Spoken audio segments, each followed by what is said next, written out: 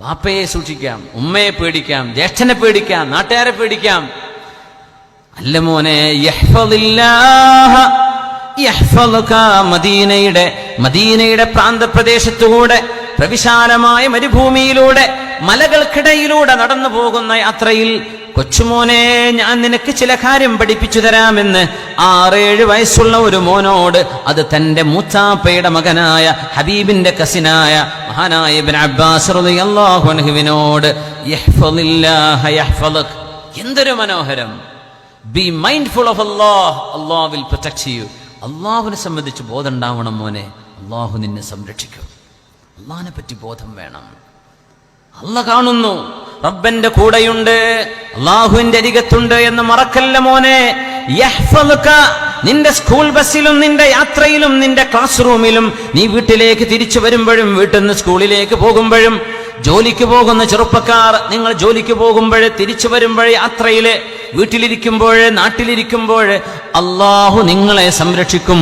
ഒരാളുടെ മനസ്സിലും നിങ്ങൾ ആക്രമിക്കാൻ, നിങ്ങൾ ഉപദ്രവിക്കാൻ, നിങ്ങളെ ശല്യം ചെയ്യാൻ ഒരാളുടെ കൽബിനും തോന്നുകയില്ല. നിങ്ങൾ അല്ലാഹുവിനെ സൂക്ഷിക്കുകയാണെങ്കിൽ അല്ലാഹു നമുക്ക് തൗഫീക്ക് തരട്ടെ. എന്താണ് ആ ഉപദേശം? കഴിഞ്ഞില്ല, ഇച്ചിരി ദീർഘമായ ഉപദേശം. യഹ്ഫളില്ലാഹ യഹ്ഫളുക യഹ്ഫളില്ലാഹ തജിദുഹു തുജാഹക. മോനെ, അല്ലാഹുവിനെ സൂക്ഷിക്കണം മോനെ. 2ാമത്തെ തവണയാണ് നബി ആവർത്തിക്കുന്നത്. മോനെ, അല്ലാഹുവിനെ സൂക്ഷിക്കണം. തജിദുഹു തുജാഹക, നിന്റെ കൺമുമ്പിൽ നിനക്ക് അല്ലാഹുവിനെ കണ്ടെത്താൻ കഴിയും. ആനെ സൂക്ഷിക്കുമോനെ. ഇത് ചെറിയവർക്കും വലിയവർക്കുമുള്ള ഉപദേശമാണ്. മനസ്സിനോട് സംവദിക്കുകയാണ്. സ്നേഹത്തോടെ തന്റെ കൊച്ചനുജനോട് മുതിർന്നൊരു ജ്യേഷ്ഠൻ പറഞ്ഞു കൊടുക്കുന്ന പോലെ ലോകത്തിന്റെ ഗുരുവാണ് ഒരു 6-7 വയസ്സുള്ള മോനോട് സംസാരിക്കുന്നതെന്ന് ഓർക്കണം. പ്രായത്തിലും പക്വതയിലും വിവരത്തിലും കുറച്ച് മുന്തിയ ആളുകൾ കൊച്ചുമക്കളോട് സംസാരിക്കാറുണ്ടോ? അവരോട് സലാം പറയോ? അവർക്കൊന്ന് ഷെയ്ക്ക് ഹാൻഡ് ചെയ്യോ? നമ്മുടെ അഹങ്കാരം സമ്മതിക്കാറുണ്ടോ? അവരിടപെടണം. ഏത് ചെറിയ കുട്ടിയും ഒരു വലിയ മനുഷ്യൻ തന്നെയാണ്, അവന്റെ ശരീരം കൊണ്ടല്ലെങ്കിലും എന്നാണ്. ചെറിയ കുട്ടിക്ക് അവൻ്റെതായ ഇഷ്ടവും അനിഷ്ടവും വാശിയും പിടിവാശിയും എല്ലാം ഉണ്ടല്ലോ. കൊച്ചുമക്കളാണെങ്കിൽ തന്നെയും അവരൊരു പൂർണ്ണ ആളായിട്ട് തന്നെ കാണണമെന്നാണ്. അങ്ങനെയാണ് അഷ്റഫുൽ ഖൽഖ് കാണുന്നത്. സ്വല്ലല്ലാഹു അലൈഹി വസല്ലം കഴിഞ്ഞില്ല. മറ്റൊരു ഉപദേശം, തഅറഫ് അലല്ലാഹി ഫിർറഖാ യഅരിഫുക ഫിശ്ശിദ്ദ. മോനെ, അല്ലാഹു നിനക്ക് സൗകര്യം തരുന്ന നേരത്ത് നീ അല്ലാഹുവിനെ ഓർക്കണം. എന്നാൽ നിനക്ക് കഷ്ടപ്പാട് വരുമ്പോൾ അല്ലാഹു നിന്റെ കൂടെ ഉണ്ടാകും. നാകെ പറയുന്ന ബിസിനസ് തകർന്നു അല്ലേ? എല്ലായിടത്തും കാശില്ല, ബിസിനസ് ഇല്ല, പൈസ ഇറങ്ങുന്നില്ല. മോദിജിയുടെ നോട്ട് നിരോധനത്തിന് ശേഷം പിന്നെ ഒന്നും നടന്നിട്ടില്ല, ഇനിയിപ്പോ നടക്കും തോന്നുന്നില്ല. ഇങ്ങനെ എന്തെല്ലാം പരാതികൾ. ഇതിലൊക്കെ അള്ളാഹുവിൻ്റെ ഇടപെടലുകളില്ലയോ? നമ്മൾ അങ്ങനെ മനസ്സിലാക്കണ്ടേ? നമ്മളൊക്കെ ചെയ്ത് എന്തെങ്കിലും പാപങ്ങൾ കൊണ്ട് അള്ളാഹു ഒരു ളാലിമിൽ നിന്ന് നമുക്ക് തരുന്ന ശിക്ഷയായിക്കൂടെ ഇത്? അങ്ങനെ മനസ്സിലാക്കണല്ലോ. എല്ലാം പരാതിയാണ്, പ്രശ്നങ്ങളാ പറയാ. തഅറഫ് അലല്ലാഹി ഫിർറഖാ, കയ്യിൽ കാശുള്ള നേരത്ത് നിങ്ങൾ അള്ളാഹുവിനെ ഓർക്കുകയാണെങ്കിൽ, നിങ്ങളുടെ ബിസിനസ് ഡൗൺ ആകുന്ന നേരം, ആരോഗ്യമുള്ള കാലത്ത് അള്ളാഹുവിനെ ഓർക്കുകയാണെങ്കിൽ, നിങ്ങൾ രോഗിയായി കിടക്കുന്ന നേരത്ത് അള്ളാഹു നിങ്ങളെ ഓർക്കും, നിങ്ങളുടെ കൂടെയുണ്ടാകും. അതുകൊണ്ട് സുഖസൗകര്യങ്ങൾ ഉണ്ടാകുമ്പോൾ അള്ളാഹുവിനെ മറക്കരുത് മോനെ. 7 വയസ്സായ കുട്ടിയോടെ പറഞ്ഞത്. കുട്ടിയുടെ കയ്യിൽ സ്മാർട്ട് ഫോണുകൾ നമ്മൾ നൽകുന്നുണ്ട്, ഐപാഡുകളുണ്ട്, ടാബുകളുണ്ട്, എല്ലാ സംവിധാനങ്ങളുമില്ലേ, വൈഫൈ സംവിധാനങ്ങൾ. കുഞ്ഞുങ്ങൾ വേണ്ടതെടുത്ത് കാണുന്നു, അവർ ഇഷ്ടമുള്ള ഗെയിമുകൾ. ഇതെല്ലാം കൊടുക്കുമ്പോഴും അവരെ നിയന്ത്രിച്ചുകൊണ്ട് നമ്മൾ പറയണം, മോനെ ഇതെല്ലാം ഉണ്ടെങ്കിൽ മോൻ അല്ലാഹുവിനെ ഓർക്കണം. അതിലൊരു ഖുർആൻ ആപ്പ് ഡൗൺലോഡ് ചെയ്തിട്ട് മോൻ ഹിഫ്ളാക്കി കൂടെ. ഒരു മൊബൈൽ ഉണ്ടെങ്കിൽ, ഒരു ഐപാഡ് ഉണ്ടെങ്കിൽ എത്ര മനോഹരമായിട്ട് ഖുർആൻ ഹിഫ്ള് ചെയ്യാം. എന്തെല്ലാം സൈറ്റ്, എന്തെല്ലാം ആപ്പുകളുണ്ട്, ആപ്ലിക്കേഷൻസ്, ഖുർആൻ പഠിക്കാൻ, ഹിഫ്ള് പഠിക്കാൻ. വെറുതെ സമയം കളയുന്നതിന് പകരം മോനെ, ഇത് അല്ലാഹു ചെയ്ത നിഅമത്താണ്, പടച്ച തമ്പുരാനെ ഓർക്കണേ.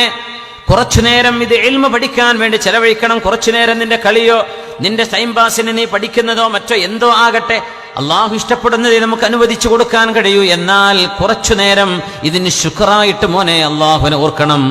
എന്നാൽ മോന് കഷ്ടപ്പാട് ജീവിതത്തിൽ വരാനുണ്ടാകും. അള്ളാഹു ചെയ്തത് അത് വരുമ്പോൾ മോന്റെ കൂടെ അള്ളാഹു ഉണ്ടാകും, പേടിക്കണ്ട. നാടും ഭരണകൂടവും കൂട്ടുകാരും മുഴുവനും നമ്മളെ കൈയൊഴിയുമ്പോൾ അള്ളാഹു നമ്മുടെ കൂടെ വേണമെങ്കിൽ റഖാഇന്റെ സുഭിക്ഷമായ കാലത്ത് നമ്മൾ അള്ളാഹുവിനെ ഓർക്കണം. ഇതൊക്കെ നമുക്കുള്ള ഉപദേശല്ലേ. പൈസ ഉണ്ടാകുമ്പോൾ പടച്ചവനെ ഓർക്കാത്തവര് ഒരു പരീക്ഷണമായൊരു രോഗം വന്നാൽ അവർ ഓടി വരും ഉസ്താദുമാരുടെ അടുത്തേക്ക്, സയ്യിദന്മാരുടെ മുമ്പിലേക്ക്, പള്ളിയിലേക്ക്, മഹത്തുക്കൾ കിടക്കുന്ന മഖാമിലേക്ക് ദുആ ചെയ്യാൻ വരില്ലേ? ഉംറക്ക് പോകും, ഹജ്ജിന് പോകും, സിയാറത്ത് ചെയ്യും, അഷ്റഫുൽ ഖൽഖിനെ ചെന്ന് സന്ദർശിക്കും ഇല്ലേ? ഇതെന്തേ അള്ളാഹു കയ്യിൽ കാശ് തന്ന കാലത്ത് ചെയ്യാതിരുന്നത്? ആരോഗ്യമുള്ള കാലത്ത് കോളേജ് ക്യാമ്പസുകളിൽ ജീവിക്കുന്ന സമയത്ത് അള്ളാഹുവിനെ ഓർക്കാൻ കഴിയാതെ പ്രേമവുമായി പ്രലോഭനങ്ങളുമായി കഴിച്ചുകൂട്ടിയ കാലത്ത് അള്ളാഹുവിനെ ഓർക്കാതെ പോയെങ്കിൽ അള്ളാഹുവിനോട് മാപ്പ് ചോദിക്കുക, പൊറുക്കലിനെ ചോദിക്കുക. അതിന് പകരം അള്ളാഹു നമ്മളെ ഒരു കഷ്ടപ്പാടിന്റെ സമയത്ത് കൈയൊഴിയാതിരിക്കാൻ. അങ്ങനെയാണ്. പൈസ ഉണ്ടാകുമ്പോൾ അള്ളാഹിനെ ഓർക്കണം, പൈസ ഇല്ലാതിരുന്നാൽ അള്ളാഹു നിന്റെ കൂടെ ഉണ്ടാവും. മോനെ ആരോടായി പറയുന്നത്? 7 വയസ്സായ കുട്ടിയോട്. യാ ഗുലാം, കൊച്ചുമോനെ, ചെറുപ്പക്കാരാ എന്ന് തന്റെ പിതൃസഹോദരപുത്രനോട് മഹാനായ അഷ്റഫുൽ ഖൽഖ് സ്വല്ലല്ലാഹു അലൈഹി വസല്ലം തങ്ങൾ പറയുന്നു, ഇദാ സഅൽത ഫസ്അലില്ലാഹ്. മോനെ, നിന്റെ പരിഭവങ്ങളും പ്രയാസങ്ങളും അള്ളാഹുവിന്റെ മുമ്പിലേക്ക് നീ അവതരിപ്പിക്കണം. ജനങ്ങളോട് പരാതി പറയണ്ട, ആളുകളോട് കഷ്ടപ്പാട് പറയണ്ട. ഞാൻ കുടുങ്ങിപ്പോയി, കഷ്ടത്തിലാണ്, ബുദ്ധിമുട്ടിലാണ്, പ്രയാസത്തിലാണ്. റബ്ബിനോട് പറ മോനെ, അല്ലാഹുവിനോട് പറ. പടച്ച തമ്പുരാന്റെ മുമ്പിൽ അവതരിപ്പിക്കേ നിന്റെ പ്രശ്നങ്ങൾ, റബ്ബിന്റെ മുമ്പിൽ വെക്ക്. വഇദസ്തഅൻത ഫസ്തഇൻ ബില്ലാഹ്. നിനക്ക് സഹായം ആവശ്യമുണ്ടോ? നിനക്ക് സഹായം ആവശ്യമുണ്ടോ? പടച്ച തമ്പുരാന്റെ സഹായം നീ തേട്. അല്ലാഹുവിനോട് നിന്റെ സഹായത്തിന് നീ യാചിക്കു. റബ്ബിനോട്. മനുഷ്യരോട് പറയണ്ട, കൂട്ടുകാരോട് പറയണ്ട, നിന്റെ നാട്ടുകാരോട് പിരിവിനിറങ്ങണ്ട. തമ്പുരാനോട് പറയുമോനെ, അള്ളാഹു ജനങ്ങളുടെ കൽബ് നിന്നിലേക്ക് തിരിച്ചു തരും. അള്ളാഹുവാണ് തിരിക്കുന്നത്, ജനങ്ങളല്ല. ജനങ്ങളുടെ മനസ്സ് കൈയടക്കാൻ അള്ളാഹുവിനെ കഴിയൂ, മനുഷ്യർക്ക് കഴിയില്ലെന്ന് മഹാനായ റസൂലുള്ളാഹി സ്വല്ലല്ലാഹു അലൈഹി വസല്ലം.